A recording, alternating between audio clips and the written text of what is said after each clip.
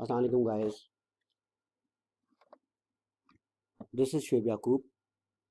आज हम एक बड़ा इंपॉर्टेंट टॉपिक डिस्कस करने लगे हैं जो कि पोर्टफोलियो मैनेजमेंट में से है। पोर्टफोलियो मैनेजमेंट में एक बड़ा इंपॉर्टेंट पार्ट होता है कि you have to select the alpha.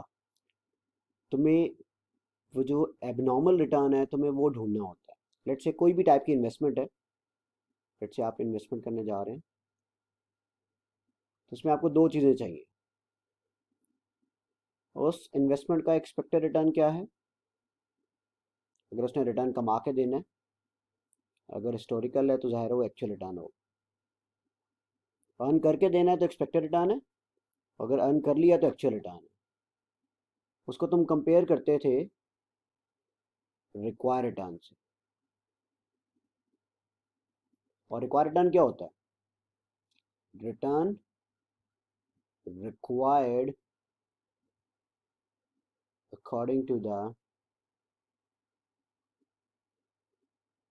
Risk of investment. अगर इन्वेस्टमेंट रिस्की होगी तो रिक्वायर रिटर्न ज़्यादा होगा, अगर इन्वेस्टमेंट लेस रिस्की होगी तो रिक्वायर रिटर्न क्या हो जाएगा, कम हो जाएगा। और ये हमेशा किस फॉर्मूले से आता था? कैपम के फॉर्मूले से। Require return is equal to risk free rate plus beta into R M minus R F, return of market minus risk free rate. So if require return is 10% और आपकी इन्वेस्टमेंट दे रही है आपको 12% का एक्सपेक्टेड रिटर्न, तो इसका मतलब alpha कितना आ गया आपका? 2%। और वेन एवर अल्फा और abnormal return is positive, we should select that investment, we should do some investment in that particular type of investment. तो हम रिक्वायर रिटर्न और एक्सपेक्टेड रिटर्न को आपस में क्या करते हैं, कंपेयर करते हैं। बहुत सारे क्वेश्चन भी हैं पास पेपर के अंदर इसके। एक पर्टिकुलर क्वेश्चन आता है कि अगर आप म्यूचुअल फंड में इन्वेस्टमेंट करते हैं तो म्यूचुअल फंड की इन्वेस्टमेंट को हम किस तरह से कंपेयर करेंगे म्यूचुअल फंड के एक्सपेक्टेड रिटर्न को और उसके रिक्वायर रिटर्न को। तो एक क्वेश्चन आएगा, समर 2011 में आया हुआ है, विंटर 2019 के अंदर टेस्ट हुआ हुआ है कि म्यूचुअल फंड के अंदर अगर आप इन्वेस्टमेंट करते हैं, म्यूचुअल फंड इन्वेस्टमेंट, तो उसके एक्सपेक्टेड रिटर्न को और उसके रिक्वायर रिटर्न को आपने क्या करना है, आपस में कंपेयर करना है। और अगर if there is any alpha तो we should do some investment in that particular mutual fund. अच्छा, अब पहले तो म्यूचुअल फंड समझिएगा क्या होता है। म्यूचुअल फंड क्या होता है?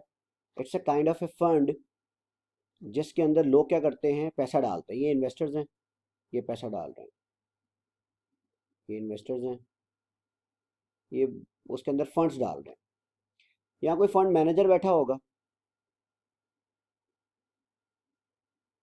वो आपका पैसा क्या करेगा, मैनेज करेगा, मैनेज करेगा फंड्स। अच्छा, वो मैनेज करेगा फंड और उसके बाद क्या क्रिएट करेगा, जनरेट करेगा रिटर्न।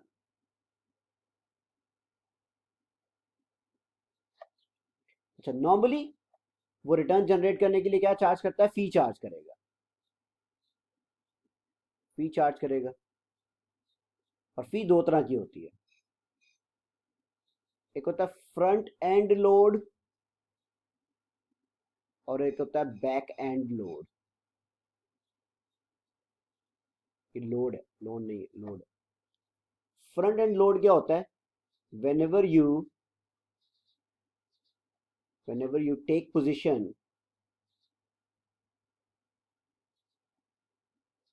in mutual fund,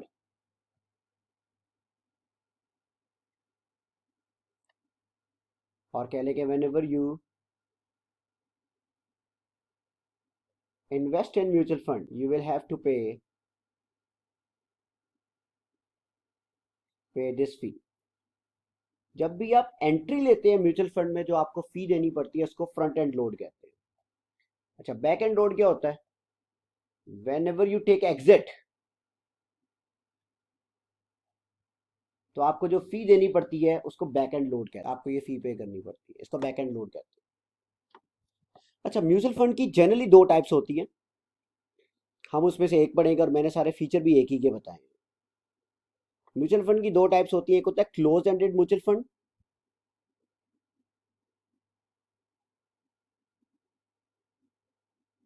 एक होता है ओपन एंड म्यूचुअल फंड। अच्छा, क्लोज एंड म्यूचुअल फंड में क्या होता है? क्लोज एंड म्यूचुअल फंड में क्या होता है? कंपनी एक ही दफा पैसे रेज करती है, फंड रेज करती है कंपनी एक ही दफा by issuing shares. Let's say for example company ने रेज किया, कंपनी रेज 100 million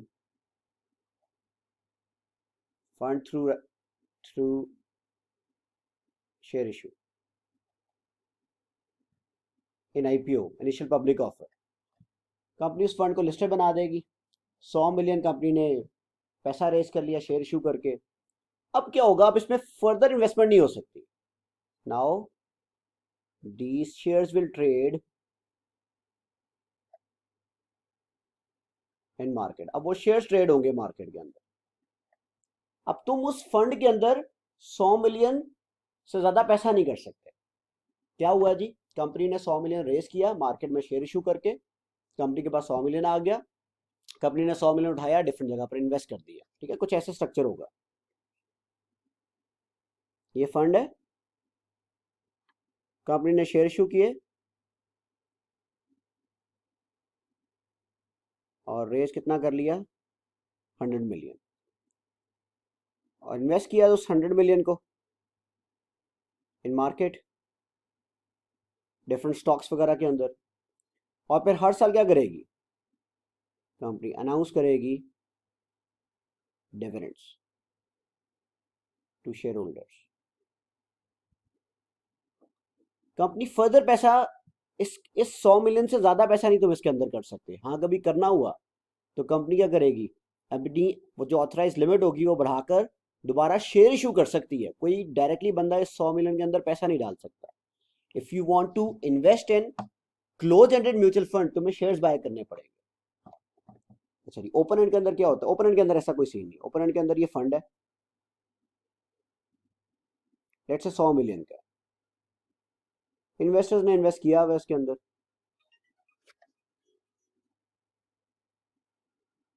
अब तुम चाहते हो कि तुम अपने 5 मिलियन इस फंड में डाल लें। तुम एक नया इन्वेस्टर हो, तुम न्यू इन्वेस्टर हो, तुमने 5 मिलियन इस फंड में डाल लिया। जब तुम 5 मिलियन अपने इस फंड में डालोगे ना, तो ये टोटल फंड कितने का हो जाएगा? 105 मिलियन का हो जाएगा। यानी कि हर नई इन्वेस्टमेंट के बाद आपकी जो नेट एसेट वैल्यू है वो क्या हो जाएगी? चेंज हो जाएगी हर। अच्छा, इसमें तुम एग्जिट भी ले सकते हो, इसमें तुम एंट्री भी ले सकते हो। ओपन एंडेड म्यूचुअल फंड है। जब तुम चाहो इसके अंदर एंट्री ले सकते हो, जब तुम चाहो इसके अंदर से बाहर से निकल सकते हो। कैसे? जब एंट्री लेनी है आपने, तो आप 5 मिलियन इसके अंदर क्या करेंगे? अपना ऐड करेंगे नैव के अंदर, नेट एसेट वैल्यू, वो जो एसेट की वैल्यू होगी। लेट से पहले एसेट की वैल्यू थी 100 मिलियन, तुमने 5 मिलियन डाले, टोटल एसेट की वैल्यू होगी 105 मिलियन। तुमने एग्जिट लेना है तो उसकी वैल्यू कितनी हो जाएगी? 105 से वापस 100 मिलियन हो जाएगी। यहाँ अगर 100 थी और 5 मिलियन का तुमने एग्जिट लेना है तो वो 95 मिलियन की हो जाएगी। तो यानी कि हर एंट्री और हर एग्जिट के ऊपर तुम्हारे फंड की वैल्यू ने क्या होना है? चेंज होना है। इसको हम क्या बोलेंगे? ओपन एंडेड म्यूचुअल फंड बोलेंगे। ओपन एंडेड म्यूचुअल फंड में जब भी तुमने पोजीशन लेनी है, तुमने नेट एसेट वैल्यू के ऊपर पोजीशन लेनी है। यहां देखना है जितनी इन्वेस्टमेंट तुमने की हुई है उस सारी इन्वेस्टमेंट की वैल्यू कितनी है। ठीक है, अगर उस इन्वेस्टमेंट की वैल्यू ज्यादा है तो तुम ज्यादा प्राइस के ऊपर बाय करके जाओगे, उस इन्वेस्टमेंट की वैल्यू कम है तो कम प्राइस के ऊपर तुम एंट्री लोगे। अच्छा, नेट एसेट वैल्यू होती क्या है? लेट से इस फंड के पास जितने पैसे थे उसने इन्वेस्ट कर दिया है, इन्वेस्ट इन शेयर्स। तो टोटल जो शेयर्स वर्थ होगी ना, जिसमें तुमने इन्वेस्ट किया हुआ, सारे के सारे नेट एसेट वैल्यू होगी। नॉर्मली क्या होता है? तुमने जितने शेयर्स में इन्वेस्ट किया होता है उसको तुम यूनिट्स के अंदर डिवाइड कर देते हो। जितने शेयर्स होते हैं ना, total shares value, let's say total shares value अब हो गई है जी 150 मिलियन। तुमने क्या करना है? तुमने इसको डिफरेंट यूनिट्स में डिवाइड कर देना। लेट्स से टोटल यूनिट्स हैं टोटल यूनिट्स है 10 मिलियन, तो net asset value per unit कितनी आ जाएगी? 15 रुपीज की। ठीक है, तो ओपन एंडेड म्यूचुअल फंड, दोबारा से सुनिएगा क्या होता है। इन्वेस्टर्स ने इन्वेस्ट किया होता है, अगर तुम नए इन्वेस्टर हो, तुम जाना चाहते हो, तुम नेट एसेट वैल्यू के ऊपर एंट्री लोगे। अगर तुम एग्जिट लेना चाहते हो, तुम नेट एसेट वैल्यू पे एग्जिट ले सकते हो। हर नई एंट्री और नई एग्जिट के बाद नैव क्या हो सकती है? चेंज हो सकती है। नैव होती क्या है? नेट एसेट वैल्यू होती क्या है? जो उस फंड के पास पैसा पड़ा होता है, उस फंड ने वो पैसा मार्केट में इन्वेस्ट किया होता है। जहां जहां उस फंड ने मार्केट में इन्वेस्ट किया होता है, उसकी जो वर्थ होती है इन्वेस्टमेंट की, उसको इन टोटल करेंगे तो वो नेट एसेट वैल्यू है। उसको डिफरेंट यूनिट्स के अंदर डिवाइड किया होता है। ठीक है, जैसे होता है ना, कंपनी की इक्विटी होती है, शेयर्स में डिवाइड किया होता है। इस तरह कंपनी के टोटल एसेट्स वैल्यू को तुमने यूनिट्स पे डिवाइड किया होगा। टोटल नैव को जब तुम यूनिट्स पे डिवाइड करोगे तो net asset value per unit आ जाएगी। अच्छा, अब तुम चाहते हो कि सर मैंने इस कंपनी में इन्वेस्ट करना है, इस फंड में इन्वेस्ट करना है, I want to invest in this fund.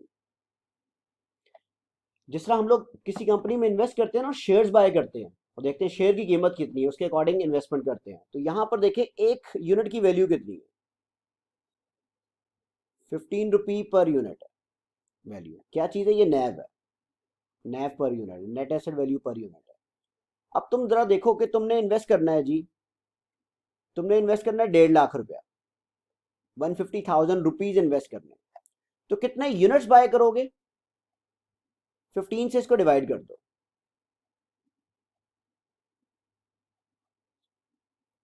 तो तुम 10,000 यूनिट्स बाय करोगे एक्चुअली, जब तुमने उसके अंदर इन्वेस्टमेंट करनी है।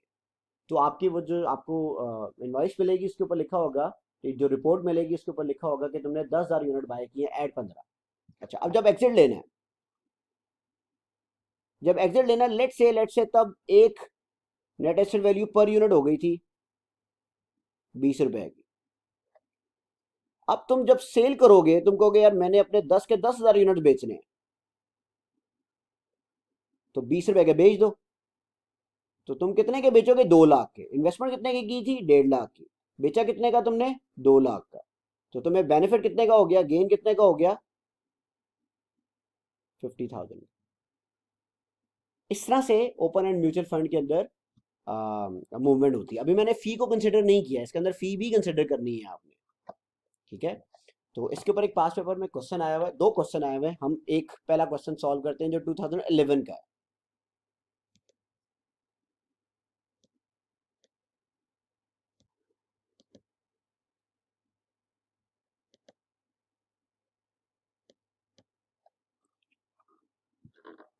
ये क्वेश्चन है समर 2011 के टाइम का, क्वेश्चन नंबर 2 है। ए पार्ट में कहते हैं estimate the effective annual yield which FR would earn from the date of investment up to December 31 2011। आपने कोई इन्वेस्टमेंट की है म्यूचुअल फंड के अंदर, कहता है उसकी इफेक्टिव यील्ड बता दो। यील्ड कहते हैं रिटर्न को। इफेक्टिव एनुअल यील्ड आपने अगर एनुअलाइज बेसिस पे देखा जाए तो आपने कितना कमाया है पूरा साल के अंदर।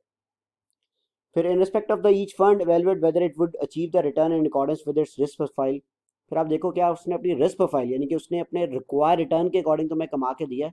अगर कमा के दिया है फिर तो उस फंड में इन्वेस्टमेंट करो, वरना नहीं करो। ठीक है, in respect of each fund evaluate whether it would achieve the return in accordance with its risk profile. Risk profile का मतलब है अपने बीटा के अकॉर्डिंग उसने रिटर्न कमा के दिया आपको, यानी कि रिक्वायर्ड रिटर्न और इफेक्टिव यील्ड सेम है, फिर तो ठीक है, अदरवाइज इस फंड में इन्वेस्ट नहीं करना। Trustee of FR Cooperative Housing Society are planning to invest its surplus fund in different open-end mutual funds. Detail of proposed investment along with the market information gathered from a stock analyst are as follows. 3 fund है ABC। Date of investment है जी 1 जुलाई को एक में invest किया, एक में 1 अगस्त को invest किया, एक में 1 सितंबर को इन्वेस्ट किया, यानी कि पूरा साल पे पैसा नहीं लगा। ठीक है, एक अगर लेट्स से ये 31 दिसंबर तक दिया है तो एक 6 महीने के लिए इन्वेस्ट किया हुआ है, एक किया हुआ है 5 महीने के लिए और एक 4 महीने के लिए। अमाउंट इन्वेस्टमेंट है जी 5 लाख, 10 लाख और 5 लाख की। एस्टिमेटेड नेट एसेट वैल्यू, और जब आप खरीद रहे थे तो नेट एसेट वैल्यू ये है, और जब आप बेच रहे थे तो नेट एसेट वैल्यू ये है। एक्सपेक्टेड डिविडेंड, उसने कैश के अंदर आपको इतना इतना डिविडेंड देना है। बोनस टू बी रिसीव्ड, ये बोनस आपको मिल रहा है जी 10%, 5% और 5%। फंड करेक्टरिस्टिक्स दिए हुए जी उसने। Front end load buying load है जी 3% ये फी है। बैक एंड लोड 1% की फी है। शार्प रेशो दी हुई है उसने 0.71 की। Correlation with the benchmark index दिया हुआ है, ठीक है, बेंचमार्क इंडेक्स के साथ आपकी कोरिलेशन दी हुई है। अच्छा जी, बेंचमार्क इंडेक्स क्या है जी? पहले वाले का KSE 100 इंडेक्स है, KSE 30 इंडेक्स है, KMI 30 इंडेक्स है। ये डिफरेंट इंडेक्स हैं जो पाकिस्तानी स्टॉक मार्केट में, पाकिस्तान स्टॉक एक्सचेंज के ऊपर अवेलेबल होते हैं। अगर आप में से कोई भी इन्वेस्टमेंट करता है उसको हल्का सा भी अगर इन्वेस्टमेंट का आइडिया है उसको इन तीनों इंडेक्सेस का आइडिया होगा। टोटल एनुअल रिटर्न जिसको रिटर्न ऑफ मार्केट कहते हैं, ये रिटर्न ऑफ मार्केट दिया हुआ है। स्टैंडर्ड एविएशन, मार्केट की स्टैंडर्ड एविएशन दी हुई है 0.1 की, और रिस्क फ्री रेट दिया हुआ है 9% का। चलिए जी, पहले तो हम सॉल्व करते हैं इतना हिस्सा जो ए पार्ट से रेलिवेंट है कि इफेक्टिव एनुअल यील्ड आपने किस तरह से फाइंड करनी है। जी, 3 आप कॉलम बना लें। सबसे पहले लिख लें फंड्स,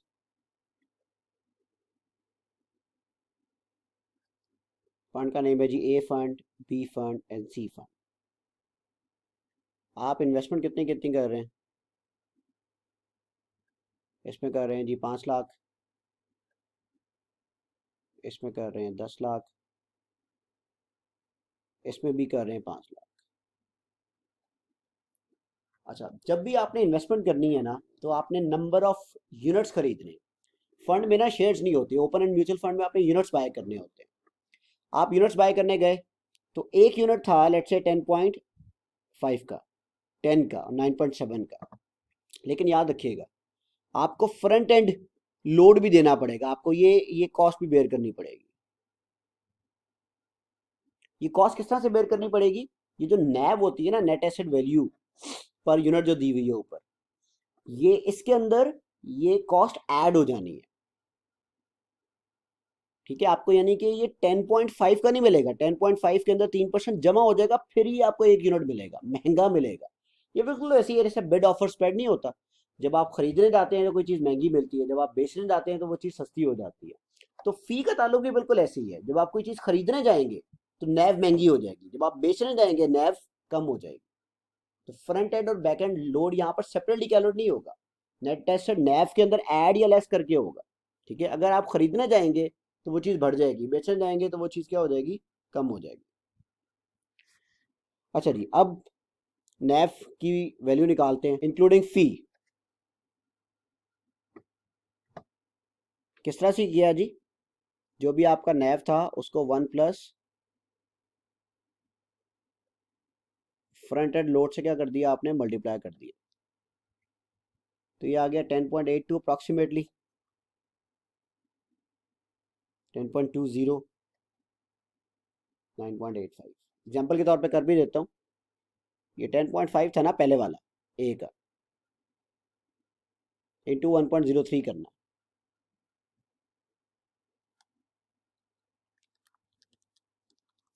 तो ये अप्रोक्सीमेटली बनेगा 10.815। मैंने राउंड ऑफ करके 10.82 लिख लिया। आप एग्जैक्टली भी लिख सकते हैं, मसला नहीं है। अच्छा जी, एक यूनिट आप बाय कर रहे हैं 10.82 का, 5 लाख की इन्वेस्टमेंट है, तो नंबर ऑफ यूनिट्स बाय देख लो कितने आ रहे हैं। डिवाइड कर लें इन दोनों को आपस में, ये आपके नंबर ऑफ यूनिट्स आ गए। फिर ये जितने नंबर ऑफ यूनिट्स थे ये तो आपने बाय कर लिए, फिर नंबर ऑफ यूनिट्स के ऊपर आपको बोनस भी मिला है। बोनस का मतलब आपके number of units based on performance बढ़ गए, इंक्रीज हो गए। जैसे वो शेयर्स का बोनस होता है ना कि आपको शेयर्स फ्री में एक्स्ट्रा मिल जाते हैं, एग्जैक्टली यहाँ नंबर ऑफ यूनिट्स एक्स्ट्रा मिल जाएंगे। आप 10% ले लें पहले वाले का और बाकी दोनों का आपने 5-5% लेना है।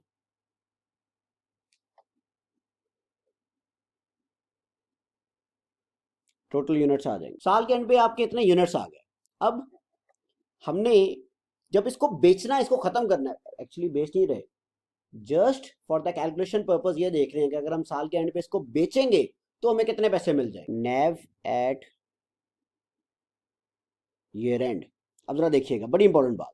वैसे तो नेव है 10.4 की, 10 की, 9.9 की, बट रिमेंबर द रूल, नेव को आपने कम करना है जो आपका सेलिंग लोड है, बैक एंड लोड है। तो मैंने क्या किया, मैंने नैव को डिवाइड कर देना है 1 प्लस बैक एंड लोड के ऊपर। और रूल वही है, जब कोई चीज खरीदने जाओगे नैव थोड़ी बढ़ जाएगी, आपको ज्यादा पैसे देने पड़ेंगे। जब कोई चीज बेचने जाओगे नैव थोड़ी कम हो जाएगी, आपको पैसे क्या मिलेंगे, कम मिलेंगे। जो बिड ऑफर रूल हम रिस्क मैनेजमेंट में पढ़ते आ रहे हैं वही रूल है, ठीक है। शेयर्स की खरीदे फरोख्त के अंदर कोई करेंसी खरीदनी बेचनी है, हमेशा यही रूल चलता है। अच्छा, अब आपने क्या करना है, मैं एग्जांपल के तौर पे पहले वाला कर देता हूँ। 10.1 10.4 डिवाइड बाय 1.01 आ जाएगा।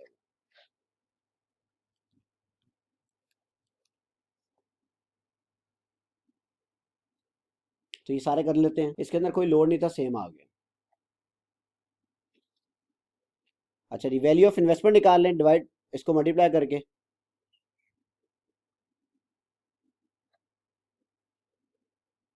यूनिट्स इंटू नैव करके, इसको और इसको आपस में मल्टीप्लाई करना है। अब कुछ आपको कैश डिविडेंड मिला है, वो वैसे ही ऐड कर दें आप।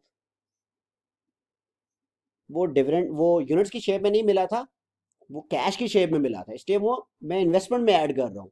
रिमेंबर द रूल, अगर डिविडेंड भी यूनिट्स की शेप में मिलेगा तो लाइक बोनस की तरह ऊपर आपने ऐड करना है उसको। अच्छा जी, अब टोटल रिटर्न निकाल लें। कैसे निकलेगा total return? Closing value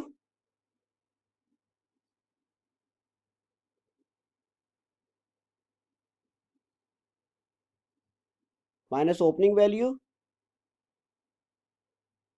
plus dividend,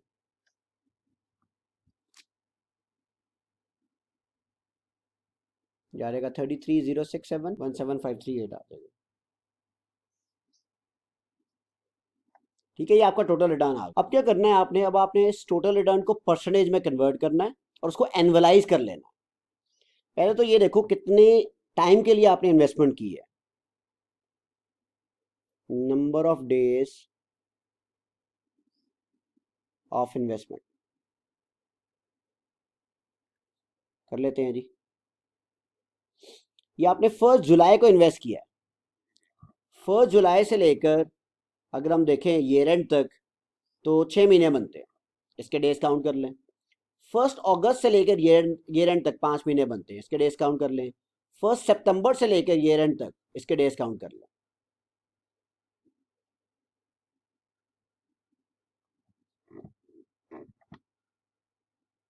ये अप्रॉक्सीमेटली 183 डेज हैं, 152 हैं, 121 है।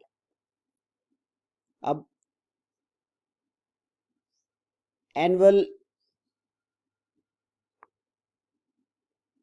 एनुअलाइज यील्ड निकाल लें। एनुअलाइज यील्ड का वर्ड क्यों यूज कर रहा हूँ, जो भी रिटर्न आएगा वो एनुअल नहीं है, इसको एनुअलाइज करना पड़ेगा। कैसे, जरा देखिएगा। 33,067 का रिटर्न है on the investment of 5 lakh into 365 दिन साल के हैं, divide by 183।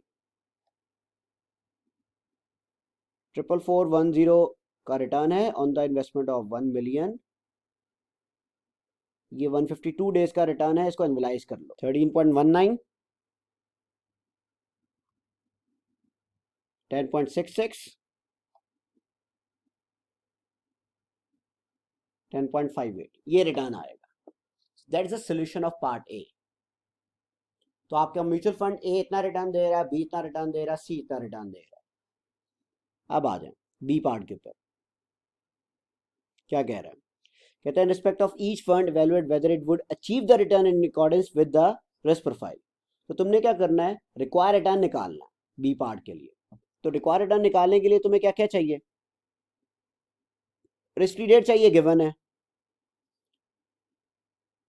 Return of market चाहिए, गिवन है। प्लस तुम्हें बीटा चाहिए, बीटा नहीं गिवन। मसला बीटा क्या है, बीटा नहीं गिवन। अच्छा, बीटा नहीं गिवन तो कुछ कैलकुलेशन तो गिवन होगी ना। बीटा का फॉर्मूला लगा लेते हैं। याद है बीटा का फॉर्मूला क्या होता था,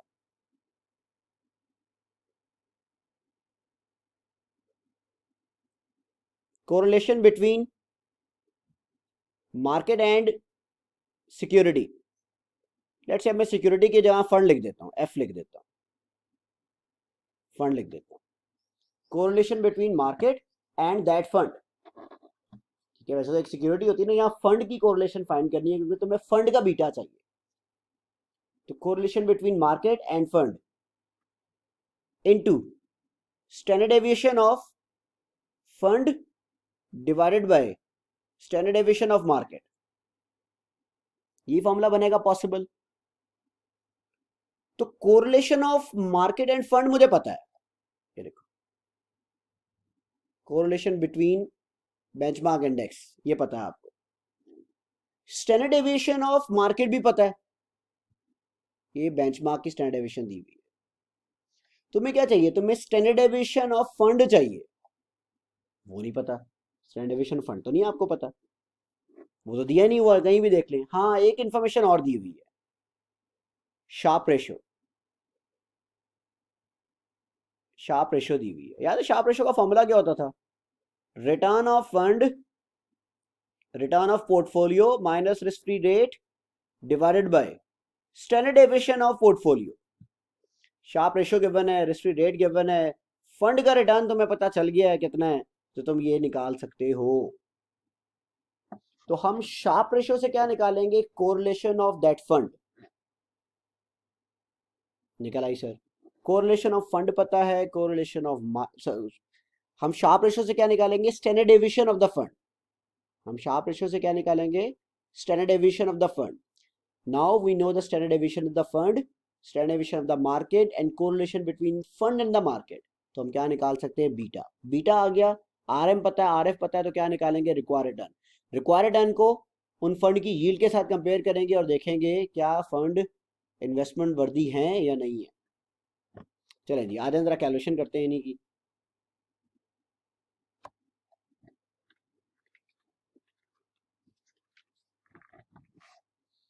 क्या क्या पता है आपके पास, आपको रिस्क फ्री रेट पता है, कितना है जी रिस्क फ्री रेट, आपको रिटर्न ऑफ मार्केट भी पता है, लेकिन तीनों के डिफरेंट डिफरेंट है।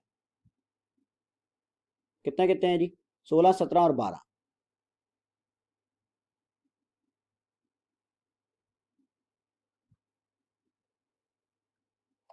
अच्छा, आपको मैं अगर बीटा दे दूं तो आप क्या निकाल सकते हैं, रिक्वायर रिटर्न। तो इसका मतलब मुझे बीटा की कैलकुलेशन करनी है, बीटा के लिए वर्किंग करते हैं। अच्छा जी, मुझे बताएं शार्प रेशो कितनी कितनी है,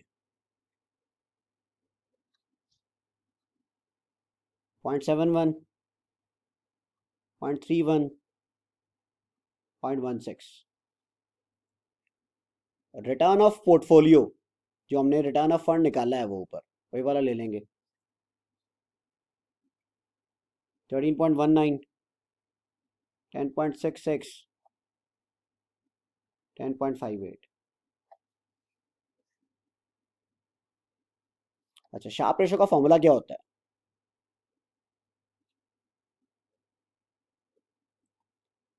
return of fund minus risk free rate standard deviation of fund. ये पता है, ये भी पता है, ये भी पता है, तुमने ये कैलकुलेट करनी है।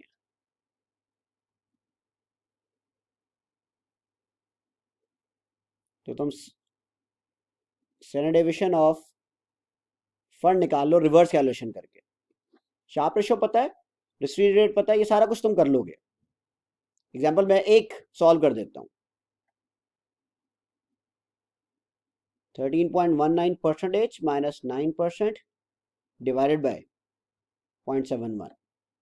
ये वर्किंग मैंने कर दी, मैं सारी कैलकुलेशन करके दे रहा हूँ। शार्प रेशो से आपने standard deviation of the fund निकाल ली, अब आप बीटा निकाल लें। क्या चाहिए बीटा के लिए आपको, correlation between market end fund, standard deviation of fund, standard deviation of market. अच्छा, मैं कोरिलेशन भी लिख लेता हूँ,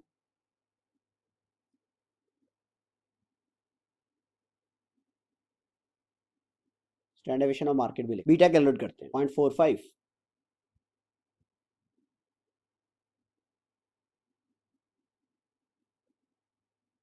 इसी तरह बाकी दोनों भी हो जाएंगे। रिक्वायर रिटर्न कैलकुलेट कर लें और इस रिक्वायर रिटर्न को कंपेयर कर लें फंड की यील्ड के साथ।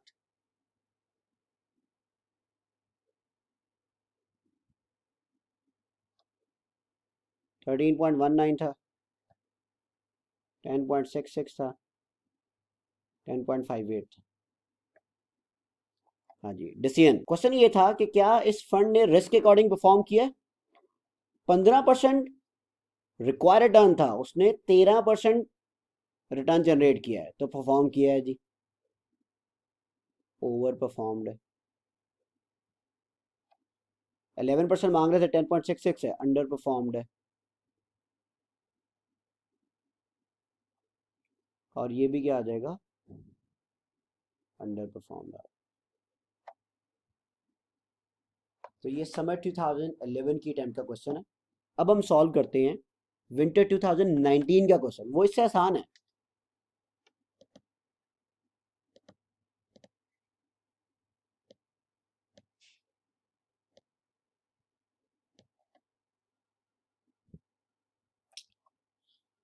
ये क्वेश्चन है जी विंटर 2019 का। ए पार्ट में कहता है using alpha value recommend which mutual fund should be selected for investment. थोड़ा डिफरेंट पूछा है, लेकिन याद रखिएगा अल्फा वैल्यू ही निकालनी है। इसका मतलब तुम्हें म्यूचुअल फंड का रिटर्न चाहिए और क्या चाहिए जी, रिक्वायर रिटर्न चाहिए, एक्सपेक्टेड रिटर्न और रिक्वायर रिटर्न चाहिए। कहते हैं जी TIL has recently dispose of its investment in sukuk for 500 million, 500 million उसके पास अवेलेबल है। Considering the recent sharp decline in the equity market, TIL believes that it's a good time to invest the proceeds of Sukuk in an equity-based mutual fund for 1 year. While investing in any mutual fund, TIL management always look for a fund with a high alpha value in hope of getting a high return on the investment. उसको ऐसी जगह invest करना जहाँ alpha value ज़्यादा आती है। TIL investment manager has identified three equity-based mutual fund for investment. Detail of these mutual fund along with their estimated NAV on the expected date of investment. अच्छा, expected date of investment है जी साल का पहला दिन और आखिरी दिन। मतलब इसमें कोई एनवलाइज नहीं करना, तुम्हें टेंशन वैसे नहीं है। सिंपल साल के पहले दिन की नैब निकालनी है, आखिरी दिन की नैब निकालनी है, डिफरेंस लेना, आपका रिटर्न आ जाएगा। अच्छा जी, तीनों के बेंचमार्क दे दिए हैं। ये उनके साल के पहले दिन का है, साल के आखिरी दिन की नैब दे दी है, फ्रंट एंड लोड और बैक एंड लोड दे दिया है। शार्प रेशो से उसी तरह आपने वो फंड की क्या लोड करनी होगी, स्टैंडर्डेशन कोरिलेशन दी हुई है। ये मार्केट का रिटर्न और मार्केट की स्टैंडर्डेशन भी दे दी है। जस्ट अ रेपिटेशन और कुछ नहीं है इस क्वेश्चन के अंदर। उसी तरह आप तीनों फंड का नाम लिखो। फंड ए है जी, फंड बी है, फंड सी है। इन्वेस्टमेंट लिखने की ज़रूरत नहीं है क्योंकि इन्वेस्टमेंट, हाँ लिख भी सकते हैं कि तीनों में इक्वल इन्वेस्टमेंट कर लें, लेकिन कोई कैश नहीं है, तो कोई कहीं कैश डिविडेंड नहीं है, कोई बोनस नहीं है, तो सीधा सीधा परसेंटेज रिटर्न निकालना है। तो नैब लिख लो, ओपनिंग स्टार्ट वाली। आपको पता है ना नैव के अंदर आपने क्या ऐड करना था, फ्रंट एंड लोड ऐड करना।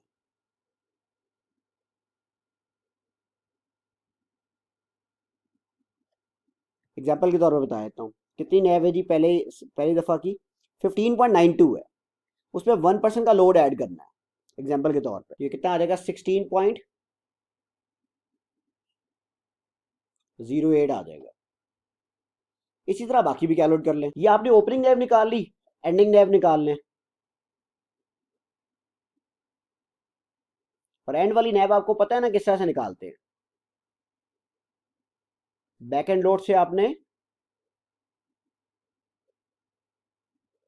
डिवाइड करना है ताकि वो कम हो जाए थोड़ी, क्योंकि हम जानते हैं जब हम बाय करेंगे तो महंगा रेट पे बाय करना है, जब हम सेल करेंगे तो कम रेट पे हम करेंगे। एग्जाम्पल के तौर पर बता देता हूँ जी,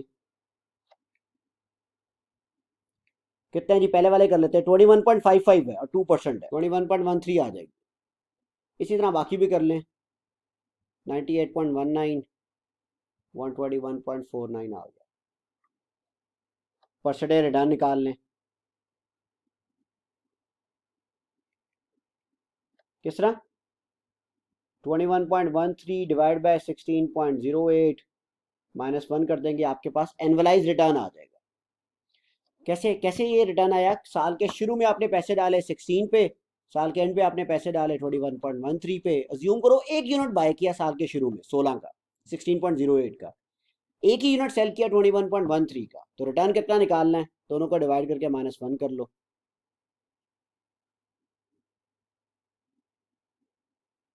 या इसी तरह बाकी भी कर लें, एनुअल यील्ड आ गई। अब आपने निकालना है रिक्वायर्ड रिटर्न। क्या क्या चाहिए? Risk free rate, return of market. Risk free rate 10% given है, रिटर्न ऑफ मार्केट हर फंड का अपना अपना गिवन है, जो उसका बेंचमार्क है उसके अकॉर्डिंग। बीटा तुम्हें करना पड़ेगा वर्किंग के अंदर जाके, वर्किंग कर लेते हैं। हाँ जी, बीटा का फॉर्मूला क्या होता है? Correlation between market end fund into standard deviation of fund divided by standard deviation of market. Correlation पता है, स्टैंडर्ड डेविएशन मार्केट पता है, ये निकालनी है। अब मैं जरा शॉर्टकट लगा रहा हूँ, शार्प रेशो से डायरेक्ट निकाल रहा हूँ। याद है ना शार्प रेशो का फॉर्मूला क्या था? Return of fund minus risk free rate standard deviation of fund. Sharpe ratio पता है, ये पता है, ये पता है, तो आप ये कैलकुलेट कर सकते हैं। तो रिवर्स कैलकुलेशन करें और निकालें जरा बीटा क्या क्या आता है। सॉरी, स्टैंडर्ड डेविएशन कितनी कितनी आती है फंड की। इसी स्टैंडर्ड डेविएशन को ऊपर बीटा के फॉर्मूले में डाल दें। कोरिलेशन कितनी थी जी? 0.6 की इंटू 36.29 डिवाइडेड बाय 0.59। तीनों का बीटा निकाल लें। मैं ज़्यादा डिटेल में वर्किंग इसलिए नहीं कर रहा क्योंकि मैंने पिछले वाले क्वेश्चन में की थी सारी। ये बीटा आ गया है, बीटा ऊपर पुट कर दें। यहाँ रिक्वायर्ड रिटर्न का फॉर्मूला लगा दें, history rate plus beta into R M minus R F. क्या है जी? 10%। कितना आ जाएगा रिक्वायर्ड रिटर्न? 38.80। ये कितना आएगा? 14.74। ये कितना आएगा? 21.61। अब आपके पास एनुअल यील्ड है तीनों की, रिक्वायर्ड रिटर्न भी है, तो दोनों का डिफरेंस ले, अल्फा निकाल लें। तुम्हारा पहले वाला ए जो म्यूचुअल फंड है 31.41 कमा के दे रहा है, 38 लोग मांग रहे थे, तो नेगेटिव अल्फा आएगा। दूसरे वाले में 23.71 रिटर्न कमा के दे रहा है, लोग 14 मांग रहे थे, पॉजिटिव अल्फा आएगा। तीसरे वाले में 27 वो रिटर्न कमा के दे रहा है, लोग 21 मांग रहे थे, पॉजिटिव अल्फा आएगा। तो आपने क्या करना है, एनुअल यील्ड में से रिक्वायर्ड रिटर्न माइनस कर दें, आपके पास अल्फा आ जाए। सबसे ज्यादा फंड कौन सा बेहतर है? म्यूचुअल फंड बी, क्योंकि उसका अल्फा सबसे ज्यादा हाईएस्ट है। तो ये एक डिफरेंट सेट ऑफ क्वेश्चन आया हुआ है पास पेपर में, 2 क्वेश्चन आए हुए हैं। होपफुली आप लोगों ने इसको अंडरस्टैंड किया होगा। अगर आपकी कोई भी क्यूरी हो तो do let me know. Thank you so much guys.